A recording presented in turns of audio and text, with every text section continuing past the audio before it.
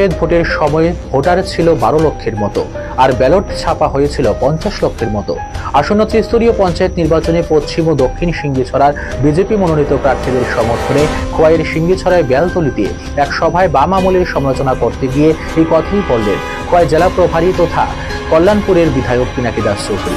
এদিনের এই সভায় এছাড়াও উপস্থিত ছিলেন খোয়াই পুর পরিষদের চেয়ারপারসন দেবাশিস নাথ শর্মা, বিজেপি খোয়াই মণ্ডলের সভাপতি সুব্রত মজুমদার, বিজেপির খোয়াই মণ্ডলের সহসভাপতি প্রণব বিশ্বাস, খোয়াই পঞ্চায়েত সমিতির 4 নং আসনে বিজেপি মনোনীত প্রার্থী মাধব চক্রবর্তী এবং খোয়াই জেলা পরিষদের 4 নং আসনের বিজেপি মনোনীত প্রার্থী অপর্ণা সিংহ রায় সহ অন্যান্যরা। রাজ্যের মানুষকে ধন্যবাদ জানাই। 18 সালে পরিবর্তন করার পর আজকে রাজ্যে গণতন্ত্র প্রতিষ্ঠিত হয়েছে, আজকে শান্তির বাতাবরণ প্রতিষ্ঠিত হয়েছে, আজকে জাতি জনজাতির মধ্যে মেলন বন্ধন সুদৃঢ় হয়েছে। আজকে কোথাও এই ধরনের ঘটনা বা এই ধরনের আতঙ্কের পরিবেশ ত্রিপুরা রাজ্যে কোথাও আপনি দেখতে পাবেন না। প্রত্যেকটা জায়গায় যার যার মতো করে, সেখানে বিরোধী দল বলুন, সেখানে আমাদের ভারতীয় জনতা পার্টি বলুন, যার যে প্রচার প্রার্থীদের নিয়ে বেরিয়ে যাচ্ছে, মানুষ বিচার করবে কাকে ভোট দেবে, কে গ্রাম সরকার তৈরি করবে, সেটা গণদেবতাদের উপর নির্ভর। এবং আমরা বিশ্বাস করি, আমাদের আস্থা বিশ্বাস রয়েছে, আগামী 8 তারিখ ভোট হবে, 12 তারিখ রেজাল্ট হবে, সারা রাজ্যে দেখবেন অলরেডি আমরা 71% ত্রিস্তর পঞ্চায়েতে আমাদের প্রার্থীরা জয়যুক্ত হয়ে গেছে। বাকি যেটা রয়েছে আমি তো বললাম 12 তারিখ আমরা 100% আমাদের জয়, শুধু সবাই অপেক্ষা হবে। এই বিষয়গুলি বলার কারণ এখানে বসে বসে দেখছিলাম 2014 সাল পঞ্চায়েত নির্বাচন, আজকেও খবরের পেপারসে বেরিয়েছে, মানিক সরকার তখনকার মুখ্যমন্ত্রী ছিলেন। তখনকার সময় পঞ্চায়েতের ব্যালট 12 লক্ষ ব্যালটের প্রয়োজন ছিল।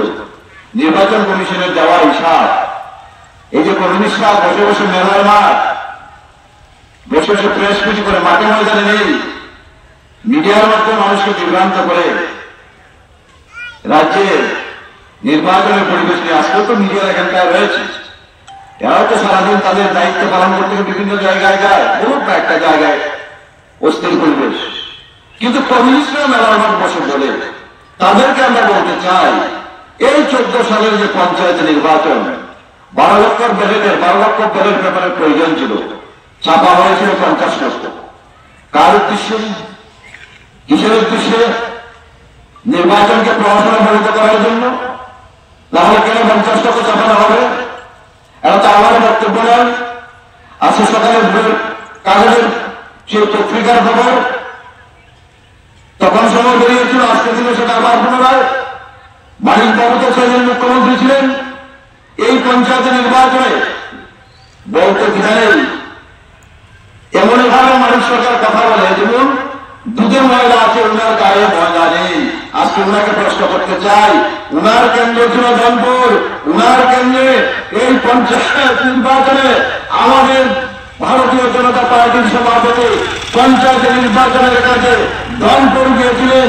উনার সিকিউরিটি সহ সেই সুরেন্দ্র বাবুকে সেই মানিক শহরের ক্যাডার বাহিনীরা আক্রমণ করে, আহত করে জীবিত পাঠিয়েছিল।